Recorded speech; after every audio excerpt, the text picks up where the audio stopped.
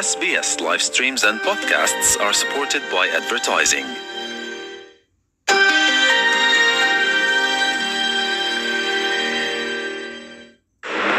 In this bulletin, the federal government to establish a task force to address the Disability Royal Commission's final report recommendations.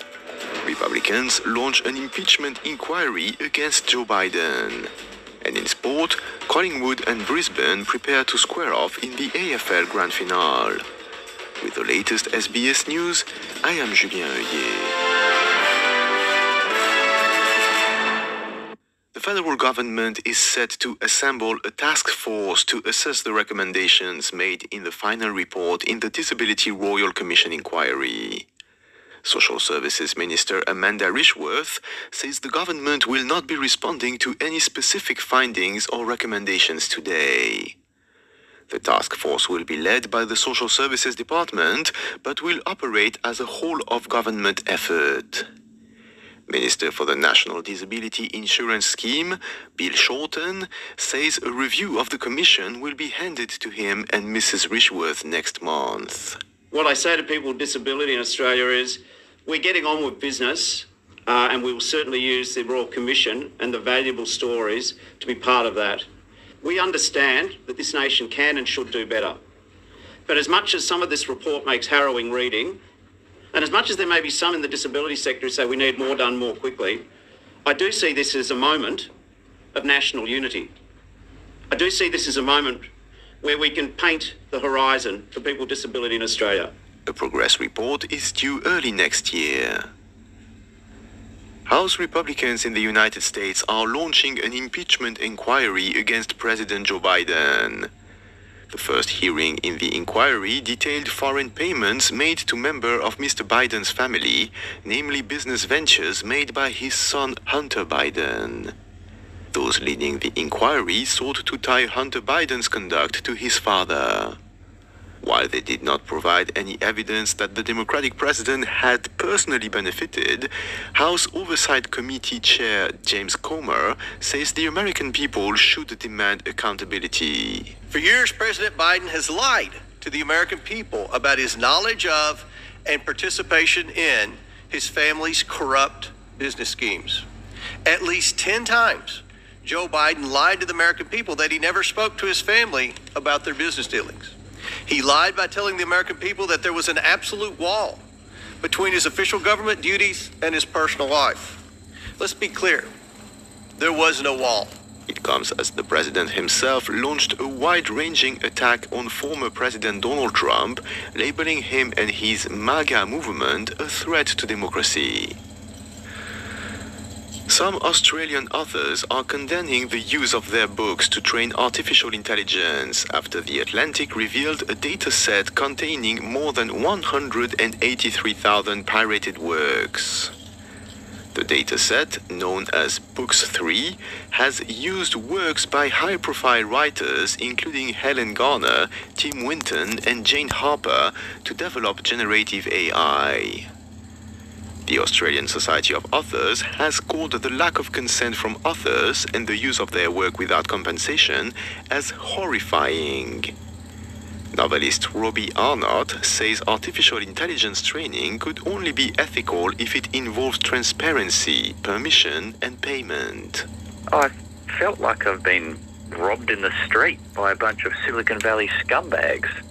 I know that a lot of people in the tech industry would argue that, the whole horse is already bolted and all these things are already happening, but it's just a very simple question of ethics and law, and everything needs to be halted until people figure out what's going on and people start telling the truth. It's really simple. It's just a bunch of these tech sort of people who are confusing innovation with crime. And in sport, excitement in Melbourne is mounting as Collingwood and Brisbane get ready to face off in the AFL Grand Finale tomorrow. Thousands of fans have turned out for a motorcade procession this morning ahead of the city's major sporting event. Brisbane has seen off the Magpies in the last 6 games they've played against each other, including 2 this season.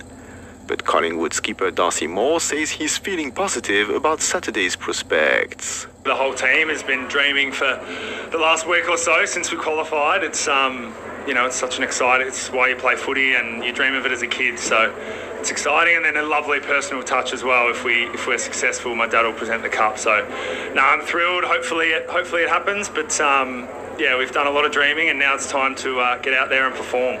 But Collingwood's hometown advantage isn't fazing the Lions coach. Chris Fagan says he was overwhelmed by the tens of thousands of cheering Brisbane fans when he visited the MCG this morning. It was really uplifting for the boys. There's a lot of Brisbane Lions supporters down here, and there's a lot of Fitzroy supporters still live in Victoria, so I think they're going to be loud tomorrow. I am Julien Oyer. This is SBS News. It's often a family member or a friend that helps support a person living with a mental health condition, and they may not see themselves as carers. A mental health carer can be a partner, spouse, sibling, parent, child, relative, or a friend. But there are times when mental health carers may need help themselves. You may feel alone, isolated, or overwhelmed, but there is support and services available to help you continue this important role. To find out what help is available, go to nswmentalhealthcommission.com.au/mental health carers. Brought to you by SBS and the Mental Health Commission of New South Wales. In this bulletin, at least 55 people killed in attacks in Pakistan. A former gang leader is charged with the murder of American rapper Tupac Shakur. And in sport, the Prime Minister to attend the official AFL Grand Final breakfast in Melbourne. Good morning from the SBS Newsroom. I'm Assam Al-Ghalib.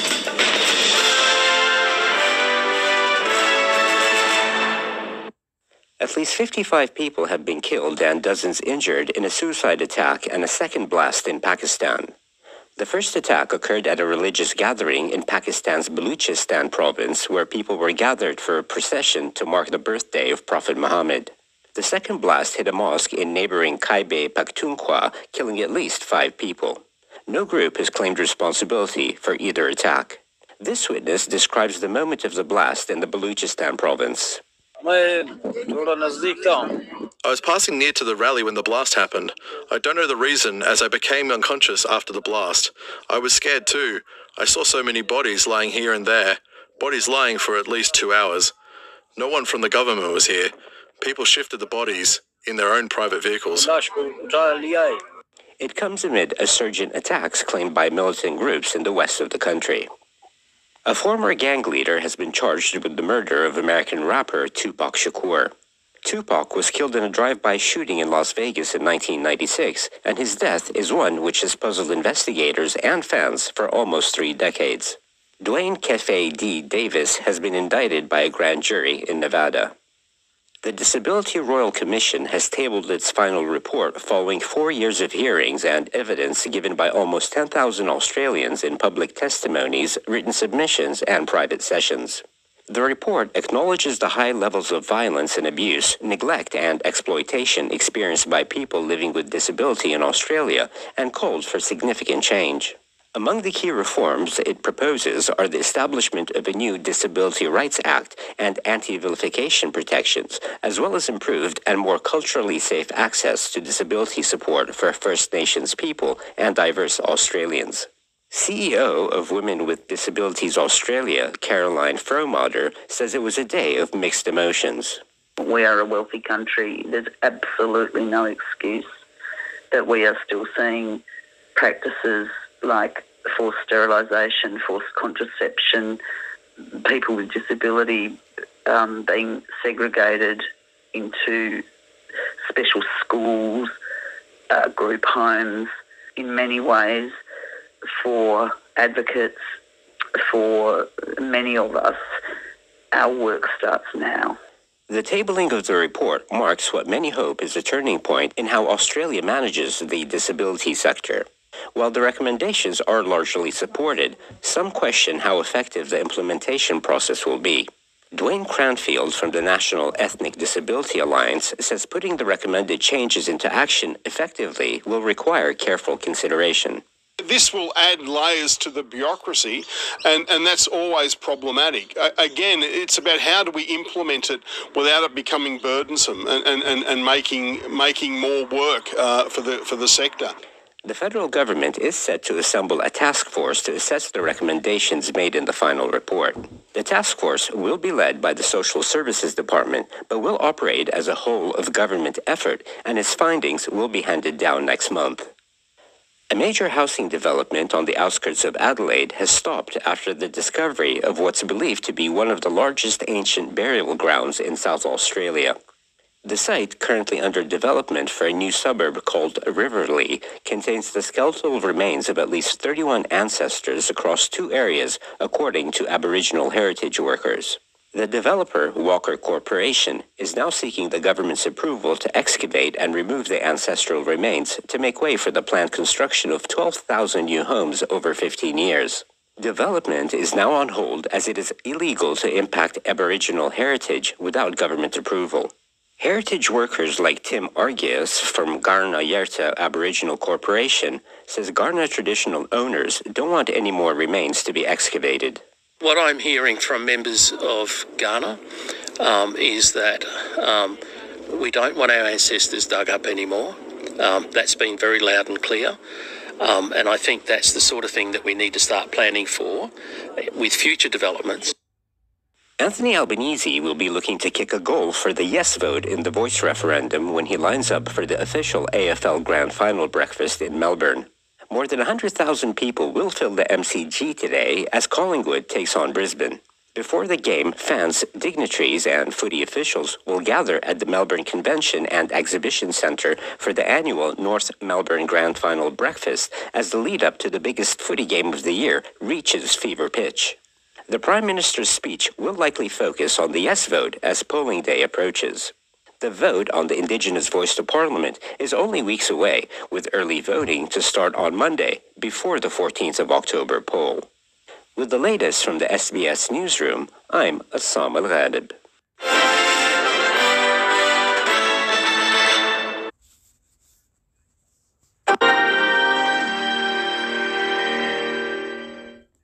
State ascoltando SBS Italian.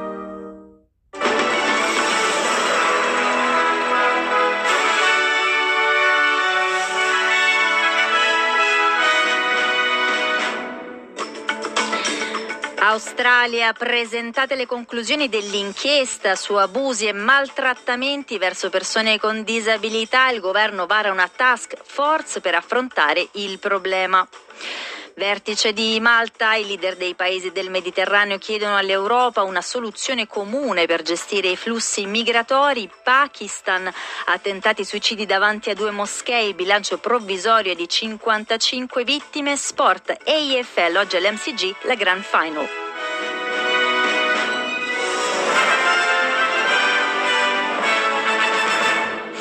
E buongiorno da Francesca Valdinoci con le notizie di questo sabato 30 settembre. Il governo federale australiano ha annunciato ieri la creazione di una task force per valutare e implementare le raccomandazioni della Disability Royal Commission.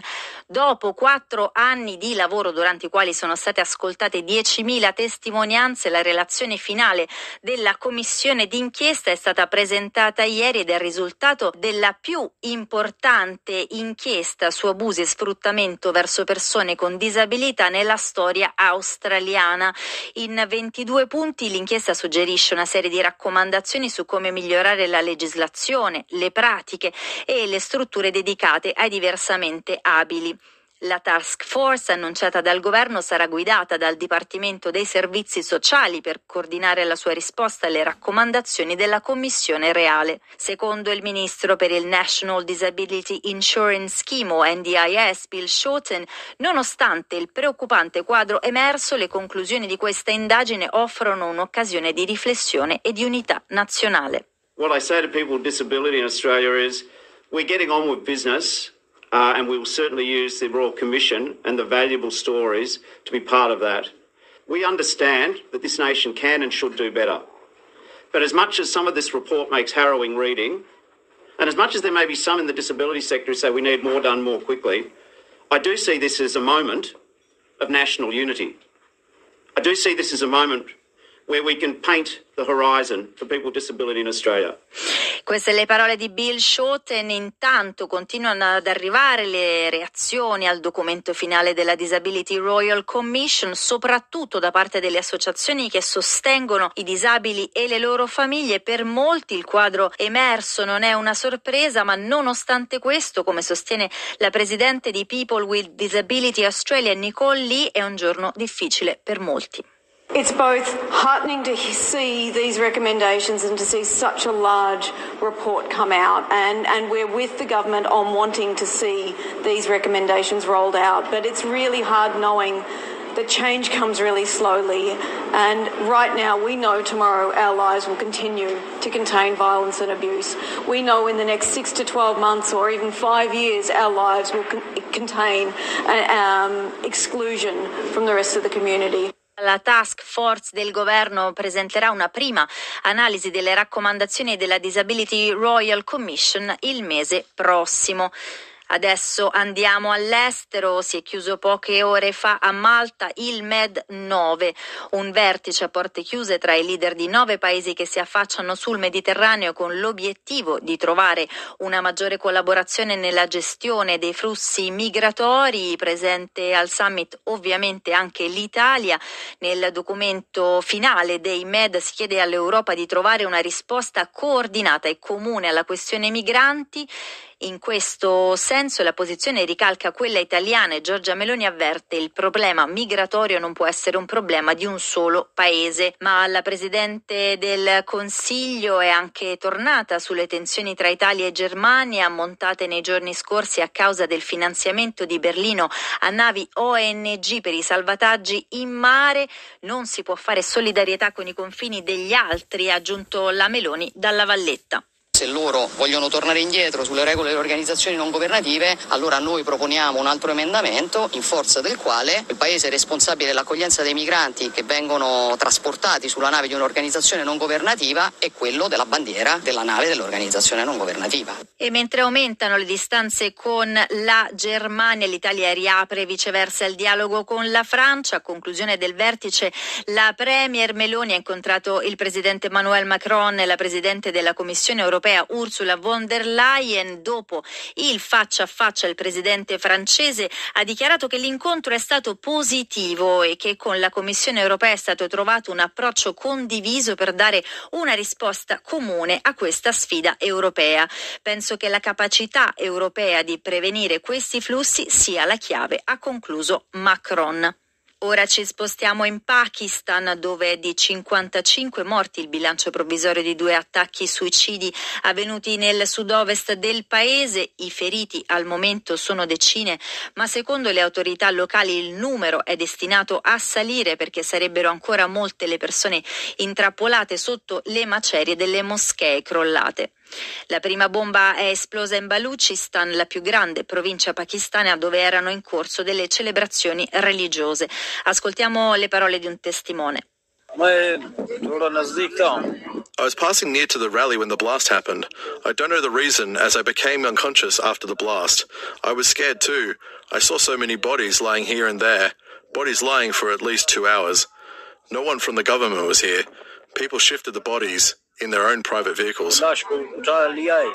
Gli attentati non sono ancora stati rivendicati, seguono un'ondata di violenze accese nelle province occidentali del Pakistan, dove le tensioni stanno aumentando con l'avvicinarsi delle elezioni previste per gennaio. La zona al confine con l'Afghanistan ha subito diversi attacchi negli ultimi anni da parte di militanti islamisti che mirano a rovesciare il governo pakistano. Torniamo in Australia, dove sono state presentate nuove leggi sulla privacy per assicurare una protezione più efficace dei dati personali.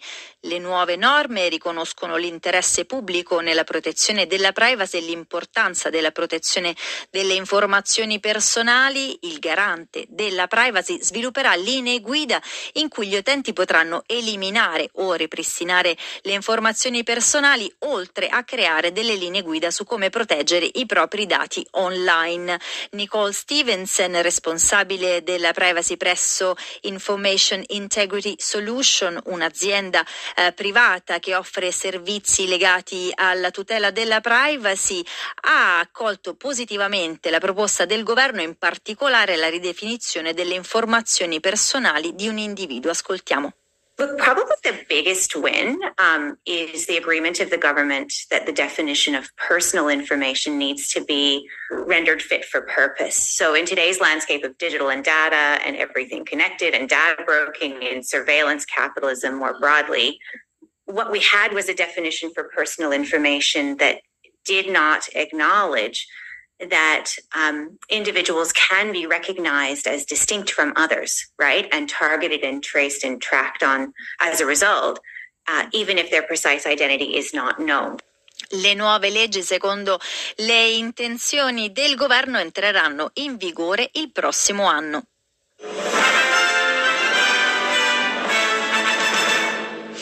Ora uno sguardo ai cambi. Questa mattina il dollaro australiano vale 61 centesimi di euro e viene scambiato a 64 centesimi di dollaro statunitense. E sport, oggi a Melbourne è in programma la Grand Final dell'AFL. A contendersi il titolo del football australiano saranno Collingwood e Brisbane Lions.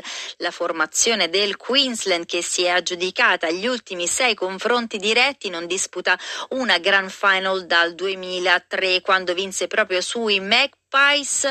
I Lions giocheranno in trasferta, ma all'MCG potranno contare anche sul sostegno dei vecchi tifosi di Fitzroy, la franchigia dalla quale nel 96 hanno ereditato il titolo sportivo. Lo ha sottolineato il coach di Brisbane, Chris Fagan. It's really uplifting for the boys. There's a lot of Brisbane Lions supporters down here, and there's a lot of Fitzroy supporters still live in Victoria, so I think they're going to be loud tomorrow. Dall'altra parte Collingwood, che detiene il record di Grand Final disputate, ben 44, ma non vince il titolo dal 2010. Quest'anno ha perso entrambi i confronti diretti con i Lions, eppure i Magpies partono col favore dei bookmakers. Il capitano Darcy Moore ha detto che sarebbe un sogno vincere la Coppa del Padre, l'ex campione di footy Peter Moore. The whole team has been dreaming for the last week or so since we qualified. It's it's such an exciting. It's why you play footy and you dream of it as a kid. So it's exciting, and then a lovely personal touch as well. If we're successful, my dad will present the cup. So no, I'm thrilled. Hopefully it happens. But we've done a lot of dreaming, and now it's time to get out there and perform. Per quanto riguarda invece il calcio, oggi allo stadio Via del Mare di Lecce i giallorossi salentini ospitano il Napoli nell'anticipo della 7ª giornata di Serie A. Rugby, domani a Sydney è in programma la Grand Final dell'NRL tra Penrith Panthers e Brisbane Broncos, mentre intanto nelle ore scorse a Lione la Nuova Zelanda ha travolto l'Italia per 96-17, mettendo a segno addirittura 14 mete. La sconfitta con gli All Blacks compromette il campionato degli azzurri, che per qualificarsi ai quarti dovranno battere i padroni di casa della Francia tra una settimana. Concludiamo il notiziario di oggi con le previsioni del tempo. A Perth piovaschi, una massima di 22 gradi, ad Adelaide prevalentemente sereno 32, a Melbourne giornata di sole, una temperatura che arriverà a 29 gradi, Hobart nuvolosità a tratti 23 gradi, sole a Canberra e 26 gradi anche a Sydney, 27 invece a Brisbane, sempre il sole splende anche sul Queensland, a Cairns nuvoloso 28 gradi e a Darwin soleggiato 34 gradi.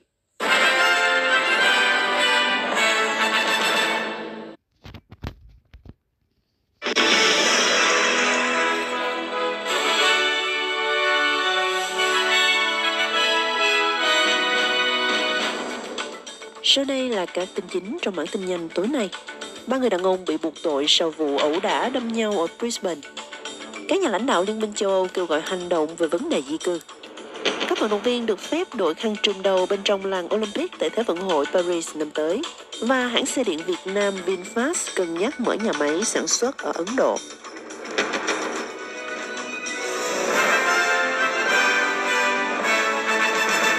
Sau đây là bản tin chi tiết. Cảnh sát cho biết 3 người đàn ông đã bị buộc tội sau vụ đâm chém ở phía tây nam Brisbane. Các dịch vụ khẩn cấp đã được gọi đến Red Bank Plains ngay trước 5 giờ chiều ngày thứ Sáu hôm qua sau khi có báo cáo về một vụ ẩu đả đâm người. Khi cảnh sát đến hiện trường, có 3 người bị thương. Nhà chức trách cho biết 3 người đàn ông này quen nhau và ra tòa vào ngày hôm nay 30 tháng 9. Lúc này thì các nhà lãnh đạo của 9 quốc gia thuộc Liên minh châu Âu phía nam xung quanh Địa Trung Hải đang tổ chức một cuộc họp kín ở Malta để thảo luận về vấn đề di cư. Các quốc gia có đại diện tại cuộc họp bao gồm chủ nhà Malta, Pháp, Hy Lạp, Ý, Croatia, Bồ Đào Nha, Cyprus, Slovenia và Tây Ban Nha. Một vụ đánh bom đã nổ tung 2 nhà thờ Hồi giáo ở Pakistan, giết chết ít nhất 57 người, trong đó có 7 trẻ em, khi các tín đồ kỷ niệm ngày sinh của nhà tiên tri Mohammed. Không có nhóm nào ngay lập tức nhận trách nhiệm về các vụ tấn công. Số người chết có thể tăng lên với nhiều người bị thương nặng và những người khác bị mắc kẹt bên dưới đống đổ nát. Chuyển qua tin khác, một cựu thủ lĩnh băng đảng đã bị buộc tội giết rapper người Mỹ Tupac Shakur. Tupac đã bị giết trong một vụ nổ súng ở Las Vegas vào năm 1996. Cái chết của ông là một trong những điều khiến các nhà điều tra và người hâm mộ bối rối trong gần 3 thập niên. Quay trở về Úc, những trải nghiệm đau khổ của người khuyết tật đã được trình bày rõ ràng trong một báo cáo mang tính bước ngoặt, được coi là cơ hội để cải thiện cuộc sống của một số người dễ bị tổn thương nhất ở Úc. Những người khuyết tật đã được khuyến khích can đảm kể câu chuyện của mình và trải qua những lời khai đầy đau đớn tại Ủy ban Hoàng gia. Trong khi đó, dưới sự cải cách sâu rộng của luật quyền riêng tư, thì người Úc giờ đây sẽ có quyền khởi kiện nếu ai đó vi phạm nghiêm trọng quyền riêng tư của họ. Chìa khóa của cải tổ là tập trung vào việc bảo vệ thông tin cá nhân và công nhận lợi ích của công chúng trong việc bảo vệ quyền riêng tư. Liên quan đến người thổ dân, Hội đồng đất đai lớn nhất và quyền lực nhất nước Úc đã kỷ niệm một cột mốc quan trọng. Hội đồng đất đai phía Bắc đánh dấu 50 năm thành lập tại địa điểm diễn ra cuộc họp toàn thể hội đồng đầu tiên được tổ chức tại Darwin vào năm 1973. Trong khi đó, thì các buổi lễ đã được tổ chức trên khắp nước Úc để đánh dấu ngày tưởng niệm cảnh sát quốc gia National Police Remembrance Day. Các sĩ quan cảnh sát và gia đình đã tưởng nhớ những người đàn ông và phụ nữ đã thiệt mạng trong khi làm nhiệm vụ. Chuyển qua tin khác, việc bỏ phiếu từ xa cho cuộc trưng cầu dân ý về tiếng nói thổ dân trước Quốc hội đang được tiến hành ở vùng viễn Bắc Queensland với người dân ở Seymour và New Maupun ở khu vực bán đảo phía Bắc tham gia bỏ phiếu. Gần 200 trong số 293 người sống ở Seymour là thổ dân hoặc người dân đảo Torres Strait. Chuyển qua tin thể thao, Ủy ban Olympic Quốc tế gọi tắt là IOC ra phán quyết rằng các vận động viên có thể đội khăn trùm đầu bên trong làng Olympic tại Thế vận hội Paris năm tới. Phán quyết này tuân theo lệnh cấm được Bộ trưởng Thể thao Pháp công bố vào tuần trước về việc đeo khăn trùm đầu đối với các vận động viên thi đấu trong đội tuyển Olympic Pháp. Tin Việt Nam, hãng xe điện Việt Nam VinFast đang cân nhắc mở nhà máy sản xuất ở Ấn Độ. Tờ Economic Times những nguồn cho biết, nhà máy này có thể đặt ở bang Tamil Nadu hay bang Gujarat. Các cuộc đàm phán đang trong giai đoạn sơ bộ, nhưng VinFast rất háo hức xây dựng một cơ sở ở Ấn Độ và khoản đầu tư dự kiến sẽ rất lớn. Hoa Kỳ bày tỏ quan ngại sâu sắc trước việc kết án và tuyên án 3 năm tù giam đối với nhà hoạt động môi trường nổi tiếng bà Hoàng Thị Minh Hồng, không lâu sau chuyến thăm của Tổng thống Biden tới Hà Nội. Tuyên bố được ông Matthew Miller, phát ngôn nhân Bộ Ngoại giao Hoa Kỳ, đưa ra sau khi Tòa án Nhân dân thành phố Hồ Chí Minh kết tội trốn thuế 6,7 tỷ đồng đối với bà Hồng và bản án 3 năm tù giam, cùng hình phạt bổ sung 100 triệu đồng.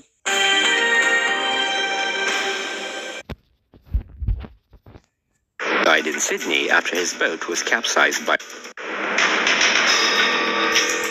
In this bulletin, a man has died in Sydney after his boat was capsized by a whale. New York residents warned to stay inside amid an unprecedented storm. And in sport, excitement builds in the lead-up to the hottest AFL Grand Final since 2015. Good afternoon from the SBS Newsroom. I'm Bassam Al-Ghalib.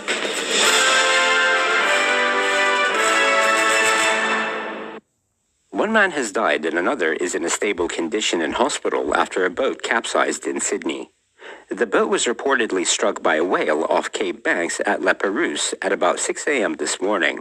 New South Wales Water Police responded to the incident but were unable to revive the man who was found unconscious in the water. Police say the Foreshore Road boat ramp at Bodney will remain closed as inquiries continue. New South Wales Police Minister Yasmin Catley has offered her condolences. I just want to say, our deepest condolences we understand that one person is deceased, and our deepest condolences go to that deceased person's family. It's very early stages, and there is very little detail, as we know at this point in time. And obviously, as information becomes available, then the police will advise us. But it's a stark reminder, really, of just how dangerous the water can be and being out on the water can be. Surf Life Saving New South Wales have reiterated that message and have urged people to be particularly careful during a busy long weekend of sporting events. This summer is going to be an incredibly busy summer for our volunteer lifesavers. We're going to see temperatures that we haven't experienced over the last 5 years. Tomorrow is going to be a massive day for us. It's the NRL Grand Final tomorrow. Tomorrow will be our Grand Final for this long weekend. We have over 20,000 volunteer lifesavers being mobilised up and down the New South Wales coast in preparation for that. We wish everyone a fantastic, safe boating season. And remember, for this summer, it's so important to swim at a patrolled location. In the United States, a storm has delivered one of the wettest days in decades to the New York metropolitan area. The deluge has stranded drivers on highways, knocked out several subway and commuter rail lines, and shuttered a terminal at LaGuardia Airport. New York Governor Kathy Hochul has labeled the rainfall historic and urged people to remain vigilant and stay home. This is not an ordinary rainfall. This is historic. We are on track to possibly create a new record of 10 inches of rain falling in literally 24 hours. The last time we even had this number was in 1955, and that was over a 2-day period. So this is Hurricane Ida level waters, if those of you remember. Bombs have ripped through 2 mosques in Pakistan, killing at least 57 people, including 7 children, as believers marked the birthday of the Prophet Muhammad. No group immediately claimed responsibility for the attacks, from which the death toll could climb, with many people seriously injured and others having been trapped beneath the wreckage. In the first blast in Mastung, in the southwestern province of Baluchistan, a suicide bomber detonated his explosives near a police vehicle where people were gathering for a procession. District head rescuer of non-governmental organization Al Khidmat Foundation, Irfan Saeed, says more needs to be done to prevent these types of attacks. We strongly condemn this bombing and request the government institutions to prevent these suicide attacks and bombings. A man who prosecutors say ordered the 1996 killing of rapper Tupac Shakur was arrested and charged with murder in a long-awaited breakthrough in one of hip-hop's most enduring mysteries. Dwayne Kefe D. Davis has long been known to investigators as one of 4 suspects identified early in the investigation. He isn't the accused gunman, but was described as the group's ringleader by authorities Friday at a news conference and in court. My name is Kevin McMahill. I'm the sheriff of the Las Vegas Metropolitan Police Department. Thank you for joining us this afternoon. 27 years. 27 years. For 27 years, the family of Tupac Shakur has been waiting for justice. We are here today to announce the arrest of 60-year-old Dwayne Keith Davis, a.k.a. Keefy D, for the murder of Tupac Shakur. Davis himself has admitted in interviews and in his 2019 tell-all memoir, Compton Street Legend, that he provided the gun used in the drive-by shooting. Authorities say it was Davis's own public comments that revived the investigation and led to his arrest. New South Wales' largest annual Indigenous sporting event will be held in Tungera during the upcoming long weekend. It's a celebration of community, family, and the ultimate rugby league competition known as the Koori Knockout. Former NRL players Cliff Lyons and Dean Witters both frequently attend the event. It's a significant event on the Indigenous calendar and showcases some of the best rugby league talent in the country. And in AFL, popular theory suggests temperatures in the high 20s at the MCG today will favor the visiting Brisbane Lions in the AFL Grand Final. But if the weather suits the Queensland side, then a crowd packed with the Magpie faithful is a clear swing in Collingwood's favour.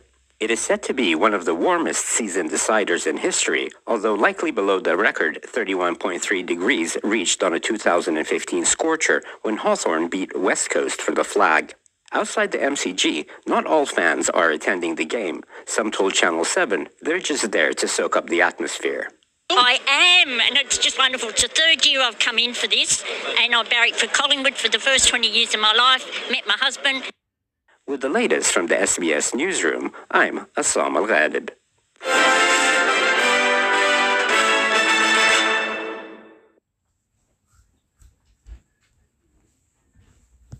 To start on Monday,